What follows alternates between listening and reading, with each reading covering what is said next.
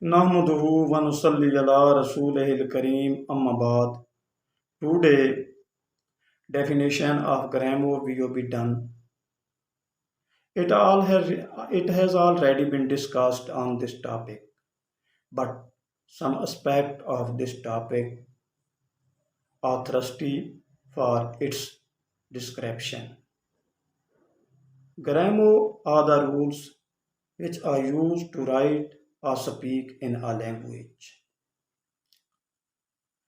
This definition is according to Hamdard Grammar of class 5 according to Texet of Punjab, Pakistan.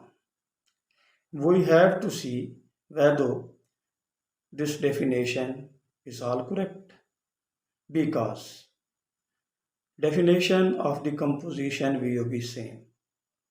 Therefore, we have to use diffi- different references for to clear the definition of grammar. It will be discussed in the further topic. Inshallah, wa ma alayna illa al balagul mubin.